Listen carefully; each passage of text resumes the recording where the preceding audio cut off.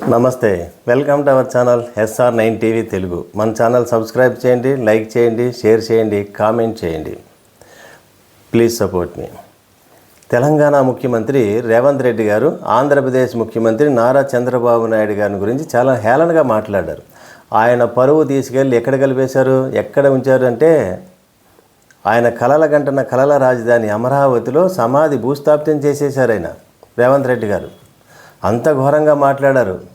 మొన్నటి వరకు తెలుగుదేశం నాయకులు అభిమానులు ఏ భావంతో ఉన్నారంటే తెలంగాణ ముఖ్యమంత్రి మావాడే, ఆంధ్రప్రదేశ్ ముఖ్యమంత్రి మావాడే అనే భావంతో ఉన్నారు, గర్వంగా ఉన్నారు.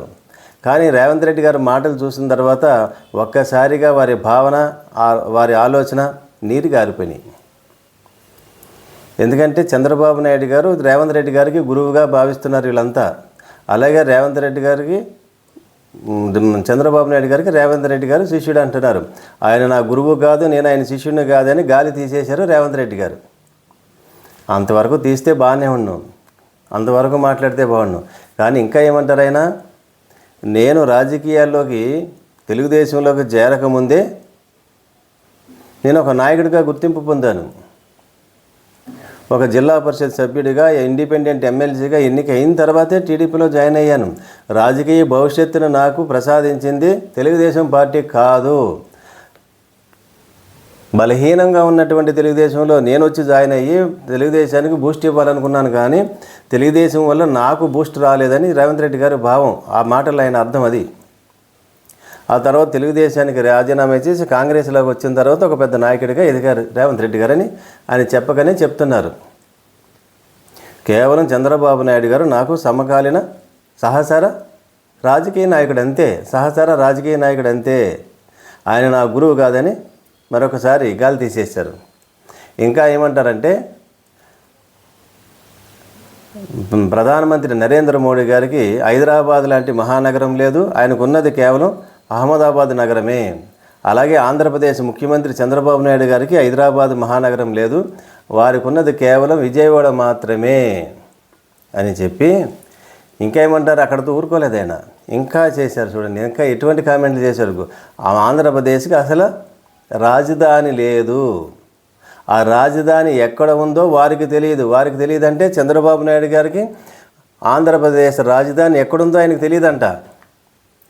ఎంత అవమానంగా మాట్లాడారో చూడండి. ఈ మాటలు చంద్రబాబు నాయుడు గారు వింటే మరి ఏం చేస్తారో చూడాలి, ఏ విధంగా స్పందిస్తారో చూడాలి. అమరావతి ఎక్కడుందో తెలియదు అన్నారు అంటే దీని అర్థం ఏంటి? అమరావతి అనే మహానగరాన్ని కట్టడము చంద్రబాబు నాయుడు గారికి సాధ్యం కాదు. సాధ్యం కాదనటమే కాదు, ఎలా కట్టాలో తెలియదు కూడా చంద్రబాబు నాయుడు గారికి. అందువల్ల అమరావతి అనే మహానగరాన్ని నిర్మించడము ఇప్పటికి కాదు, ఎప్పటికీ సాధ్యం కాదని తెలంగాణ ముఖ్యమంత్రి రేవంత్ రెడ్డి గారు తీసేశారు. చంద్రబాబు నాయుడు గారు పరువు మొత్తం తీసేశారు. ఇప్పుడు తెలుగుదేశం నాయకులు, కార్యకర్తలు, అభిమానులు అమరావతి రాజధాని అంటున్నారు కదా. తెలంగాణ ముఖ్యమంత్రిని అడగండి, అయ్యా మా రాజధాని ఎక్కడ ఉందని.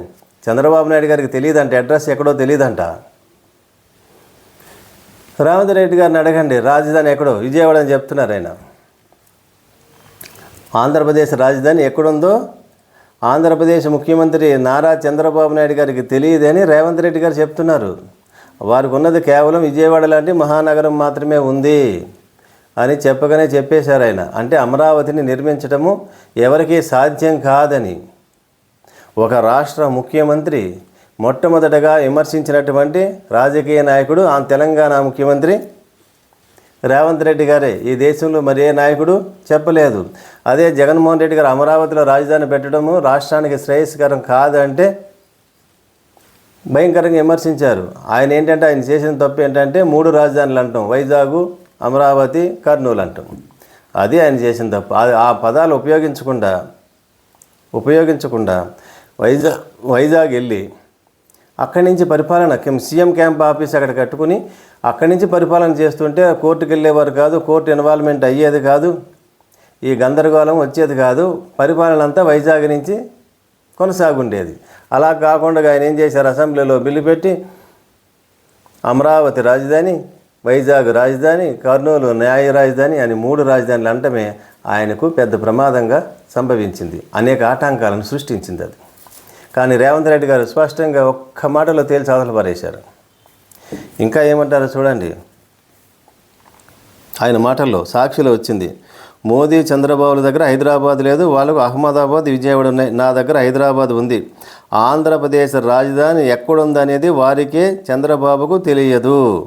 ఏపీకి రాజధాని లేదు, రాజధాని అడ్రస్ వారికే తెలియదు. ఏపీకి రాజధాని లేదంట తెలంగాణ ముఖ్యమంత్రి రేవంత్ రెడ్డి గారు చెప్తున్నారు. అసలు రాజధాని ఎక్కడుందో చంద్రబాబు నాయుడు గారికే లేదంట. మరి ఆయన ఏమో సింగపూర్ లాంటి మహానగరాన్ని సృష్టిస్తా, అమెరికా లాంటి మహానగరాలను సృష్టిస్తా, సింగపూర్ని చేస్తా, జపాన్ చేస్తా అని చెప్తూ ఉన్నారు మరి చంద్రబాబు నాయుడు గారు. మరి మీ సహచర రాజకీయ నాయకుడు, మీ పక్క రాష్ట్ర ముఖ్యమంత్రి రేవంత్ రెడ్డి గారు ఇటువంటి కామెంట్స్ మీ మీద చేసినప్పుడు చంద్రబాబు నాయుడు గారు వెంటనే రియాక్ట్ ఎందుకు కావట్లేదు, ఎందుకు కామెంట్ చేయట్లేదు, దానికి సరైన సమాధానం ఎందుకు చెప్పట్లేదు? సమాధానం ఆయన దగ్గర లేక, సమాధానం చెప్పలేక, మరి పరిస్థితి ఆయనకే తెలియాలి. ఎటువంటి సమాధానం చెప్తారో చూడాలి. ఒక విధంగా ఈ రేవంత్ రెడ్డి గారు చేసినటువంటి వ్యాఖ్యలు వైఎస్ఆర్సీపీ పార్టీ నాయకులకు, కార్యకర్తలకు, అభిమానులకు బూస్ట్ లాంటి వార్త. ఇది పండగ చేసుకునే వార్త. ఇది మీరు దీన్ని హైలైట్ చేయండి, డిబేట్లు చేయండి, డిస్కస్ చేయండి. రేవంత్ రెడ్డి గారి మాటల్లో చూడండి, అమరావతి సాధ్యం కాదని, ఒక అమరావతి అంటే ఒక భ్రమరావతి అని, అది భ్రమంలో కనిపిస్తుంది. రియల్గా అమరావతి రాజధాని నిర్మాణం చేయటం ఇప్పటికి కాదు ఎప్పటికీ సాధ్యం కాదని మన పక్క రాష్ట్ర ముఖ్యమంత్రి రేవంత్ రెడ్డి గారు చెప్తున్నారని మీరు కామెంట్లు చేసుకునే మహాభాగ్యాన్ని, అవకాశాన్ని రేవంత్ రెడ్డి గారు మీకు కల్పించారు. అవకాశాన్ని సద్వినియోగం చేసుకుని తెలుగుదేశాన్ని విమర్శించడానికి మీరు ఉపయోగించుకోండి. ప్రజల్లో ఒక భావాన్ని కలిగించండి, నమ్మకాన్ని కలిగించండి.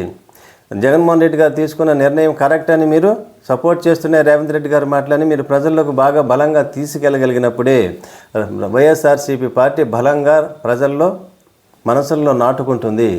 అప్పుడు 2029లో అఖండ విజయాన్ని సాధించడానికి, వైఎస్ఆర్సీపీ పార్టీ విజయం సాధించడానికి మరొక అవకాశాన్ని రేవంత్ రెడ్డి గారు మీకు అవకాశాన్ని కల్పించారు. వారికి ధన్యవాదాలు చెప్పండి.